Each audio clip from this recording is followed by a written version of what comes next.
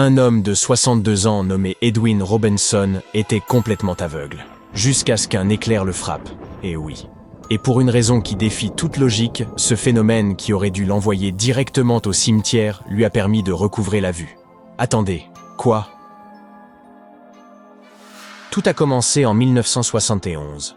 Robinson, alors chauffeur routier dans le Maine, travaillait par une journée glaciale lorsqu'il perdit soudainement le contrôle de son camion. Le véhicule fit un tête-à-queue sur un pont verglacé. Le choc fut violent et Edwin subit un grave traumatisme crânien. À partir de ce moment, il ne put plus ni voir ni entendre. Mais la vie doit continuer, n'est-ce pas? Il s'adapta donc.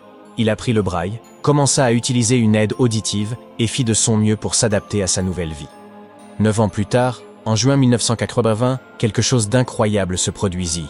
Il était dans son jardin en train d'appeler sa poule domestique qui, apparemment, le suivait partout comme un chien. Il marchait avec sa canne en aluminium quand tout à coup il fut frappé par la foudre. Il décrivit plus tard la sensation. C'était comme si quelqu'un avait fait claquer un fouet juste au-dessus de sa tête. Il tomba en avant, s'écroulant sur le sol. Il se dit que tout était fini pour lui. Mais ce ne fut pas le cas. Il réussit à rassembler ses forces, à se relever et à rentrer chez lui. Il s'allongea et fit une sieste de 20 minutes. À son réveil, il sentit que quelque chose avait changé. C'était comme si tout son corps était fait de caoutchouc, mais sans que ce soit désagréable. Ça faisait des années qu'il ne s'était pas senti aussi bien. Il se redressa sur son canapé, ouvrit les yeux et, surprise, il voyait. Oui, pour la première fois depuis des années, il pouvait voir. Et là, juste devant lui, il aperçut une plaque accrochée au mur, fabriquée par l'un de ses petits-enfants. Plus incroyable encore, sa vision était si nette qu'il pouvait lire ce qui était écrit dessus. Tout cela n'avait aucun sens. Alors il décida de consulter un médecin. Il prit rendez-vous pour le lendemain. Après un examen de 40 minutes, le médecin confirma le diagnostic. Il avait recouvré la vue des 2 yeux. Son ouïe était également intacte. En un instant, Edwin Robinson devint une sensation médiatique. Tout le monde voulait interviewer cet homme qui avait vécu un miracle moderne et inexplicable. Mais tout le monde n'était pas convaincu. Les professionnels de la santé, notamment les ophtalmologistes et les neurologues qui avaient lu son histoire dans les journaux, restaient sceptiques. Selon eux, il était tout simplement impossible, d'un point de vue physiologique, d'être aveugle pendant des années à la suite d'une lésion cérébrale et de retrouver la vue du jour au lendemain. Il était inconcevable qu'un choc électrique ait pu réveiller ses nerfs optiques et lui rendre la vue.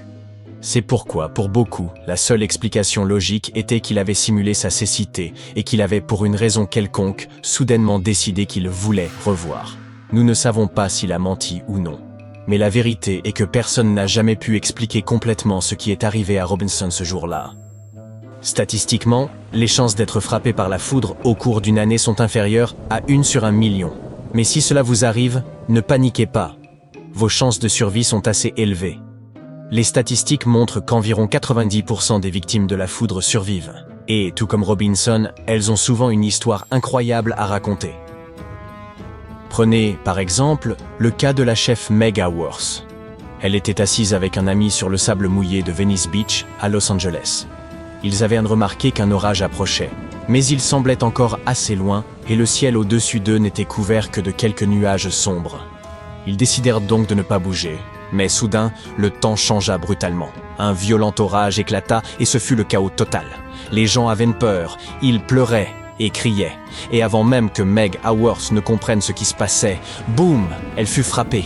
Elle a dit avoir eu l'impression qu'un objet métallique lourd l'avait percutée à la tête. Ses muscles se contractèrent sous l'effet du choc électrique, en particulier ceux de son cou et de ses épaules. Heureusement, elle survécut.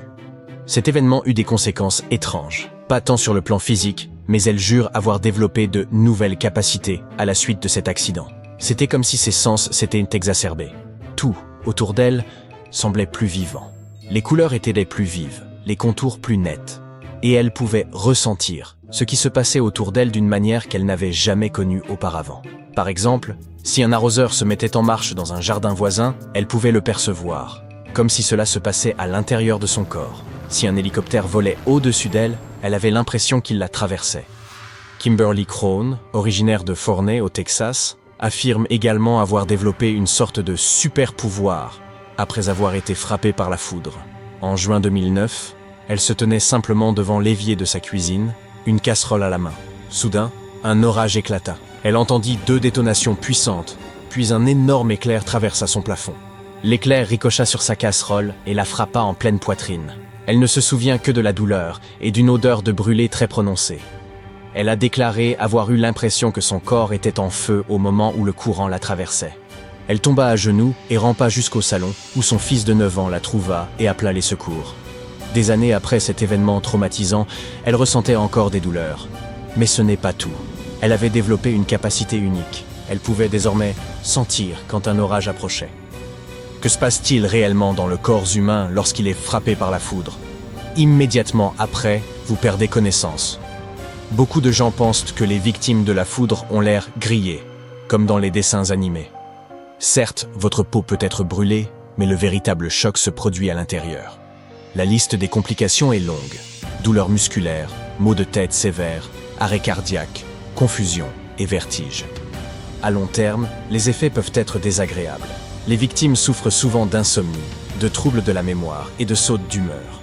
Beaucoup de personnes se disent irritables et anxieuses, même des années après l'incident.